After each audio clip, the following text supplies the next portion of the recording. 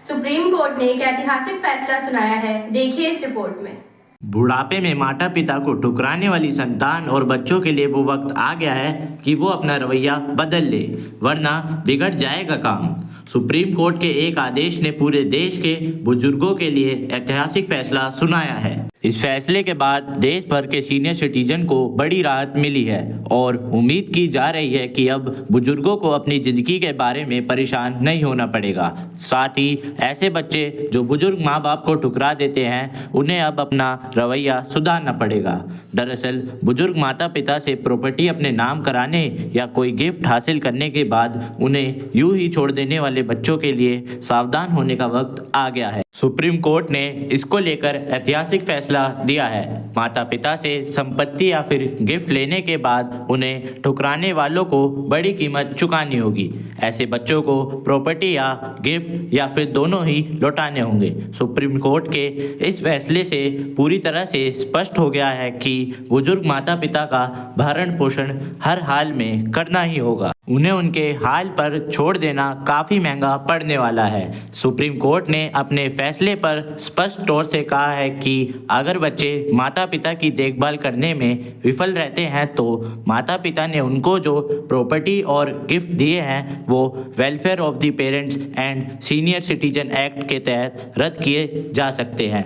Court ने कहा है कि बच्चों को अब माता पिता की प्रॉपर्टी और बाकी गिफ्ट दिए जाने के बाद एक शर्त उसमें शामिल होगी। शर्त के मुताबिक बच्चों को माता पिता का ख्याल रखना होगा, उनकी ज़रूरतों को पूरा करना होगा। अगर बच्चों ने इन शर्तों को नहीं माना और माता पिता को उनके हाल पर छोड़ दिया तो सारी प्रॉपर्टी और सारे गिफ्ट वापस ले लिए जाएंगे।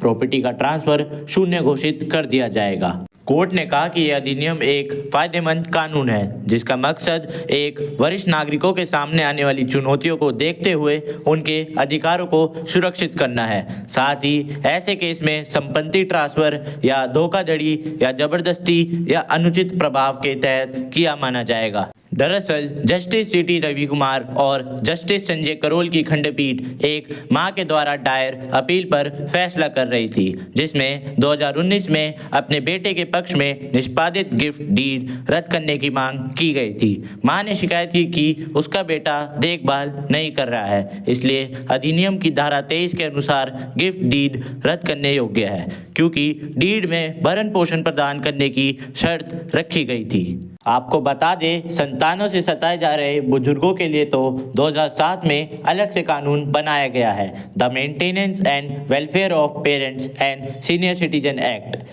मौजूदा समय में एक्ट के सेक्शन 12, 22, 23 के तहत सीनियर सिटीजन को अपना भरण पोषण का अधिकार मिला हुआ है। साथ ही मेडिकल डिपार्टमेंट और प्रॉपर्टी पर अधिकार मिला हुआ है। अगर किसी बुजुर्ग पर उसकी संतान अत्याचार करती है, फिर चाहे प्रॉपर्टी को लेकर हो या घरेलू हिंसा हो, इस स्थिति में बुजुर्ग के पास अधिकार है कि वो अपने क्षेत्र के एसडीएम के पास जाकर इसकी शिकायत कर सकते हैं। साथ ही संतान को घर से बाहर निकालने की प्रक्रिया शुरू कर सकते हैं।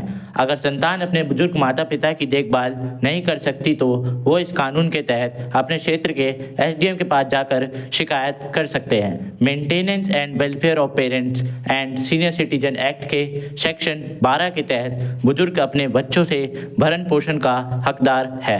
सुप्रीम कोर्ट के इस फैसले से सीनियर सिटीजन की ज़िंदगी कितनी आसान होती है, अब ये देखने वाली बात होगी। तो कैसी लगी ये जानकारी कमेंट सेक्शन में कमेंट करके बताएं।